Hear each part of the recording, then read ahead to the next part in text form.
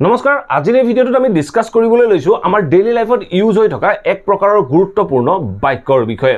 আমি আমাৰ ডেইলি লাইফত এনে ধৰণৰ বিভিন্ন বাক্য কৈ থাকো এই বাক্যবোৰ যদি আমি ইংৰাজীলৈ ট্ৰান্সলেট কৰিবলৈ যাওঁ তেতিয়া আমি বুজিব নোৱাৰা হওঁ যে বাক্যটোত আমি উইল ইউজ কৰিম নে would use কৰিম গতিকে এই ভিডিঅ'টোত মই আপোনালোকক কম এনে কিছুমান সিচুৱেচনৰ বিষয়ে যিবোৰ সিচুৱেচনৰ থ্ৰুৱেদি আপোনালোকে সহজে বুজিব পাৰিব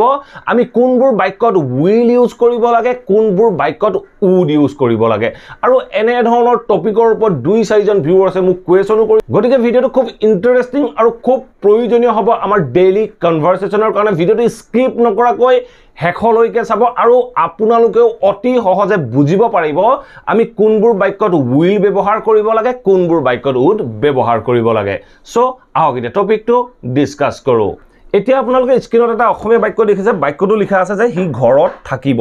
এই বাক্যটো চাওক হি ঘৰত থাকিব আপোনালোকৰ মনত আহিছে যে এটো ভৱিষ্যত কালৰ বাক্য সো মই আপোনালোকৰ বাবে সহজ কৰিবলৈ যত্ন কৰো মই যদি কওঁ হি ঘৰত আছে হি ঘৰত আছে বুলি কওঁতে আমি কি কম he is at home he is at home বুলি আমি বাক্যটো কম আমি কম যে হি ইজ এট হোম তেওঁ ঘৰত আছে এটা চাওক মই যদি কওঁ আপুনি মোক ধৰক সুধিছে যে তেওঁক অহা কালিলৈ ঘৰত থাকিবনে তেওঁ অহা কালিলৈ ঘৰত থাকিবনে তেতিয়া মই আপোনাক কৈছো যে তেওঁ ঘৰত থাকিব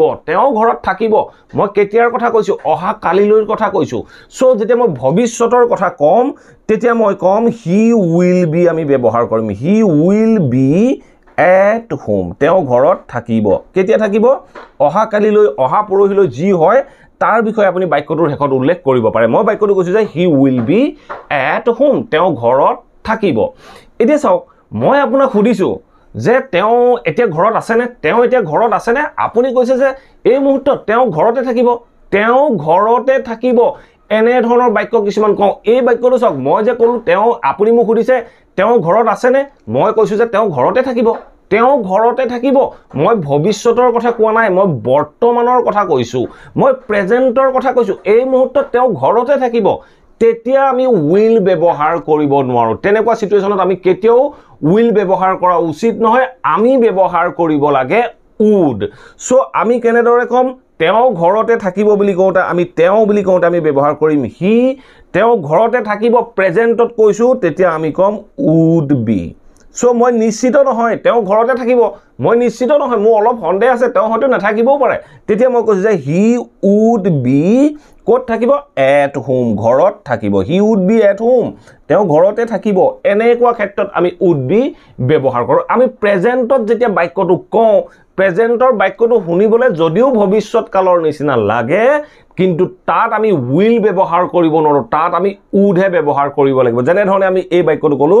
তেওঁ ঘৰতে থাকিব বা তেওঁ ঘৰতে থাকিব পাৰে এনে ধৰণৰ আমি বাক্য কিছুমান কওঁ এই বাক্যবোৰত আমি কেতিয়াও will ব্যৱহাৰ কৰা উচিত নহয় আমি ব্যৱহাৰ কৰিব লাগে would সো আপোনালোকৰ বাবে আৰু দুটা এক্সাম্পল আছে এই এক্সাম্পল দুটা চাওক এতিয়া নেক্সট বাক্যটো চাওক নেক্সট বাক্যটো কি কৈছে মই একাপ চাহ খাম এই বাক্যটো যদি আপুনি কৈ দিয়ে যে I will ব্যৱহাৰ কৰে I will take এনে ধৰণে কয় I will take a cup of tea এনে ধৰণে যদি কয় আপোনাৰ বাক্যটোৱে কি বুজালে গম পায় না আপুনি ভৱিষ্যতে একাপ চাহ খাব 2 ঘণ্টাৰ পিছত খাব হয়তো 4 ঘণ্টাৰ পিছত খাব হয়তো আপুনি 2 দিনৰ পিছত চাহ খাব এদিনৰ পিছত চাহ খাব তেনেকুৱা অৰ্থ প্ৰকাশ কৰিছে I will take a cup of tea মই একাপ চাহ খাম মানে মই এতিয়া নাখাও মই ভৱিষ্যতে খাম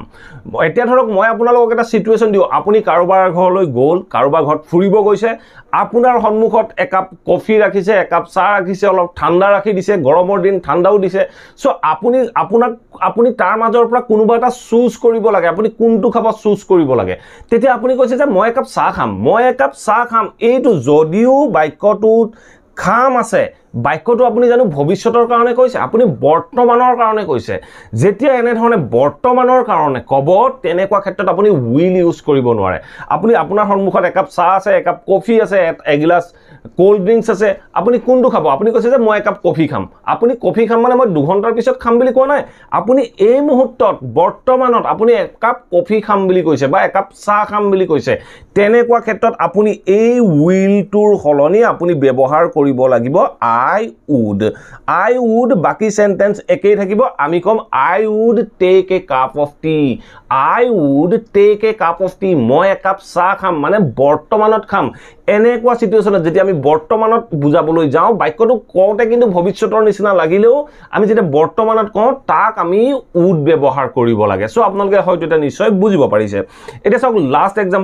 এক্সাম্পলটো কি কৈছে মই তোমাক কিয় সহায় কৰিম এনে ধৰণৰ বিভিন্ন বাক্য আমি ডেইলি লাইফত কওঁ মই কিয় খাম মই কিয় যাম এনেকুৱা ধৰণৰ কথা ধৰক মই তোমাক কিয় সহায় কৰিম এই বাক্যটো চাওক মই যদি বাক্য কওঁ বাক্যটো ইংৰাজীত কওঁ why will I বুলি কওঁ why will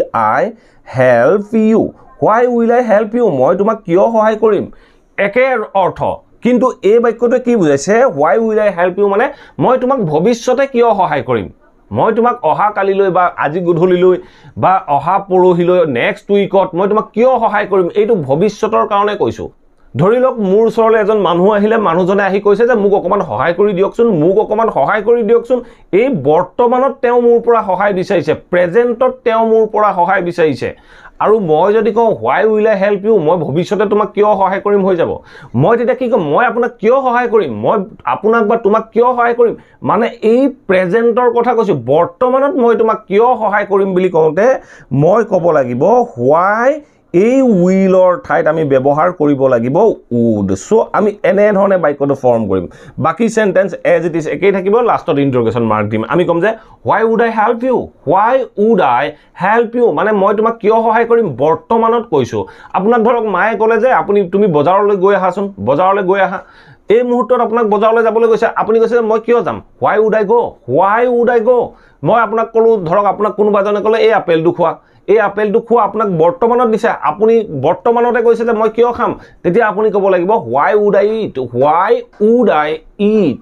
এনে ধৰণে আমি would প্ৰেজেন্টৰ কাৰণে ব্যৱহাৰ কৰিব পাৰো আশা কৰো এই ভিডিওটোৰ পৰা আপোনালোকে নিশ্চয় বুজিব পাৰিলে will আৰু wouldৰ মাজত ডিফাৰেন্স কি যদি ভিডিওটো ভাল পালে প্লিজ ভিডিওটো লাইক কৰক আৰু সকলোৰে মাজত ভিডিওটো শেয়াৰ কৰি যাবলৈ নাপাহৰিব Thank you for watching this video. Have a nice day.